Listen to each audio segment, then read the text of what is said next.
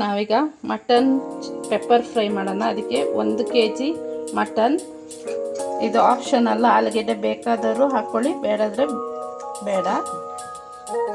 ಇದಕ್ಕೆ ಫ್ರೈಗೆ 2 ಇಂದ 3 ಈರುಳ್ಳಿ, 4 ಹಸಿಮೆಣಸು, ಸ್ವಲ್ಪ ಕೊತ್ತಂಬರಿ ಸೊಪ್ಪು, ಪೆಪ್ಪರ್ ಪೌಡರ್, ಅರಿಶಿಣ ಪುಡಿ ಮತ್ತು ರುಚಿಗೆ ತಕ್ಕಷ್ಟು ಉಪ್ಪು.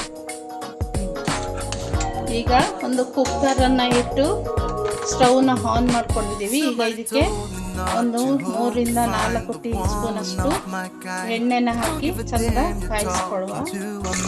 ಈಗ ಎಣ್ಣೆ ಚಂದ ಕಾಯ್ದಿದೆ, ಅದಕ್ಕೆ ಈರುಳ್ಳಿ ಮತ್ತು ಹಸಿಮೆಣಸನ್ನ ಹಾಕಿ ಚೆನ್ನಾಗಿ ಸ್ವಲ್ಪ ಬ್ರೌನ್ ಬರುವವರೆಗೆ ಚೆನ್ನಾಗಿ ಫ್ರೈ ಮಾಡಿ.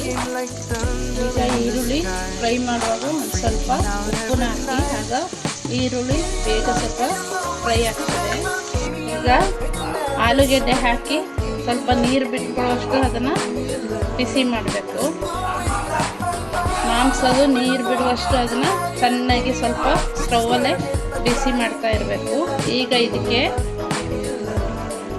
ಸ್ವಲ್ಪ ಅರಿಶಿಣ ಪೌಡರ್,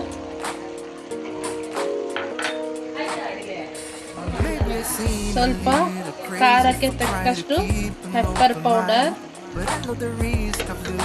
ಇದಿಷ್ಟನ್ನು ಹಾಕಿ ಚೆನ್ನಾಗಿ ಮಿಕ್ಸ್ ಮಾಡಿ. ಈಗ ಇದಕ್ಕೆ ಸ್ವಲ್ಪ ಕೊತ್ತಂಬರಿ ಸೊಪ್ಪನ್ನ ಉದುರಿಸಿ,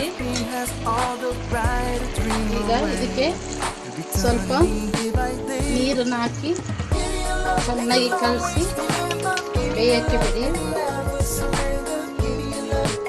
ಇದು ಮಟನ್ ಆಗಿರೋದ್ರಿಂದ ಒಂದು 4 ರಿಂದ 5 ವಿಷಲಾಗುವಷ್ಟು ಬೇಯಿಸ್ಕೊಳ್ಳಿ.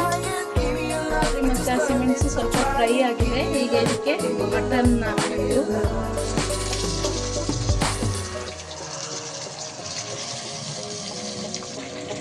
ಈಗ ಮಟನ್ ಪೆಪ್ಪರ್ ಗೊಜ್ಜು ರೆಡಿ ಆಗಿದೆ. ಇದನ್ನು ಚಪಾತಿಗೆ, ಅನ್ನಕ್ಕೆ ಎಲ್ಲ ಚೆನ್ನಾಗಿರ್ತದೆ. ನೀವು ಸಹ ಇದನ್ನ ಟ್ರೈ ಮಾಡಿ ನೋಡಿ. ನನ್ನ ಚಾನಲ್ನ ಸಬ್ಸ್ಕ್ರೈಬ್ ಮಾಡಿದವರು ನನ್ನ ಚಾನಲ್ನ ಸಬ್ಸ್ಕ್ರೈಬ್ ಮಾಡಿ, ಲೈಕ್ ಮಾಡಿ, ಶೇರ್ ಮಾಡಿ. Thank you.